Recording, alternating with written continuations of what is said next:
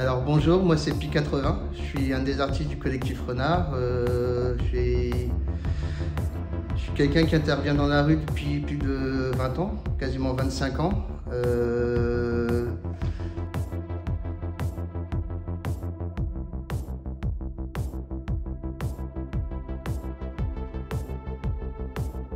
Chaque fois qu'on va chez un client, on prépare à chaque fois une maquette pour savoir où on va, donc avec un quadrillage.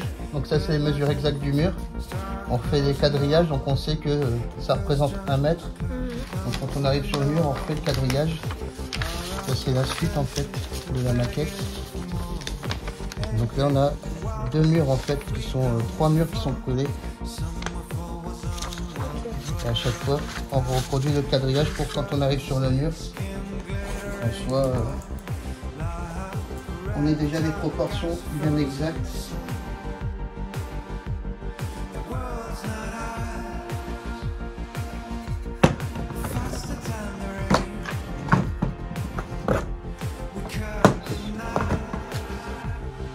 C'est toi qui les customises? Ouais. En fait, c'est un gros problème aussi, on va dire dans le graffiti ou dans le street art, c'est que faire en fait des bombes une fois qu'elles sont vides, c'est un gros problème. Ouais. Pour pouvoir les recycler. C'est qu'à l'intérieur, tu as du plastique, tu as du métal, tu as des peintures, tu as des solvants. Donc pour recycler, ça a un certain coût. Il y a des marques de bombes spécialisées pour les graffeurs qui avaient essayé de les recycler, mais ça coûtait trop cher à l'époque. Ouais. Donc moi, pour éviter que ça se finisse dans la nature, en fait, je les customise. Je fais énormément d'ateliers avec les enfants. Donc en général, chaque fois que je fais un atelier, les bombes qui sont vides à la fin de l'atelier, on peint dessus et les jeunes peuvent repartir avec. Comme ça, ils gardent un souvenir de l'événement. C'est quand même un peu l'objet emblématique des graffeurs ou des street artistes. Donc ils sont toujours contents de repartir avec une bombe de peinture. Et tu les signes aussi? Celles que je fais, oui. Après, celles que les jeunes font eux-mêmes, s'ils ne me le demandent pas, je ne signe pas, mais s'ils demandent, ouais, je signe quand même. Et là, je prépare un petit cadeau pour un des membres du collectif. Et donc là, en fait, j'ai fait le fond au pochoir. J'ai refait le lettrage au pochoir. Et donc là, l'étape qui suit, c'est de faire des contours pour que le lettrage puisse ressortir quand même, qu'on arrive bien à lire. Et ça, par contre, je le fais avec des feutres spéciaux qui sont en base d'acrylique, qui sont un peu mieux que les Posca.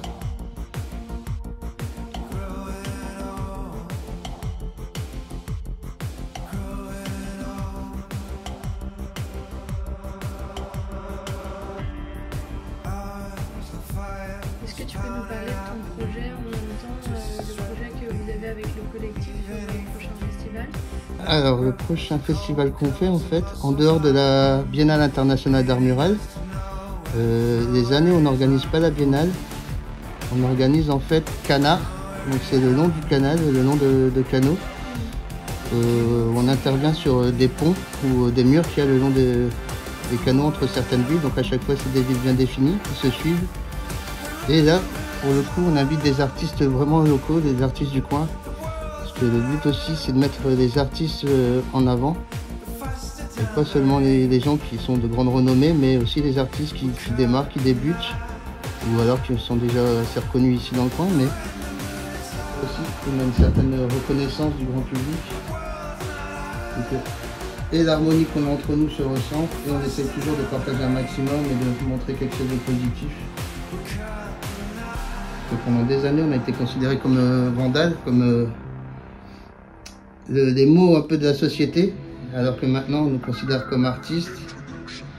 J'ai eu des gros problèmes moi, avec la SNCF pendant des années. J'ai peint pas mal de trains, on va dire, faut l'avouer. Et maintenant, c'est la SNCF qui nous appelle pour réaliser des murs dans leur établissement. Donc, c'est assez rigolo, justement, l'évolution des choses. C'est qu'ils nous ont couru après pendant des années pour des problèmes de justice et maintenant ils nous courent après pour qu'on réalise des œuvres dans leurs enceintes. Donc c'est un beau pied de nez au final sur une belle reconnaissance aussi sur ce qu'on fait. Et vous pensez que c'est lié à quoi cette acceptation et même cette valorisation du street art? Mettre de la couleur en général ça plaît pas mal de gens. Pendant longtemps, en fait, les gens étaient confrontés que, on va dire, au vandalisme.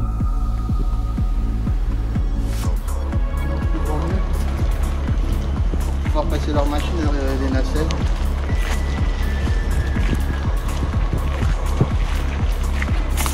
Cette fresque-là, pour moi et beaucoup de gens du collectif, elle est assez historique. C'est une collaboration en fait entre Monsieur Cana, qui est le fondateur du collectif, et Cool Corp, qui est un des précurseurs du graffiti à New York. Quand on le voit, il y a le logo de la Zulu Nation. Lui, il a commencé, il a fait énormément de métro à New York, fin 70, début 80. Maintenant, il est basé à Bruxelles.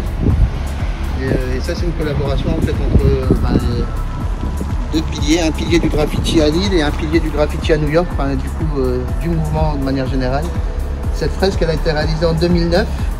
Il n'y a personne qui avait accès pendant des années. Et nous, on est arrivé ici début 2020, donc juste avant le Covid. Et cette fresque était encore là. Donc, on est content de l'avoir encore, même si elle se dégrade d'année en année. On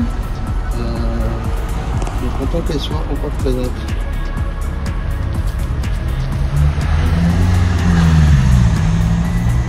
Et là, voilà. Quand on fait des soirées, ce qu'on va dire, c'est le style un peu plus vandal, hein, c'est les flops ou les trucs qui vont assez vite à faire. Et donc là, on s'est amusé, chacun a pris ses bombes et a fait son flop. Ça, c'est mon logo, en fait, c'est le chiffre pi, mais de manière un peu plus graffiti.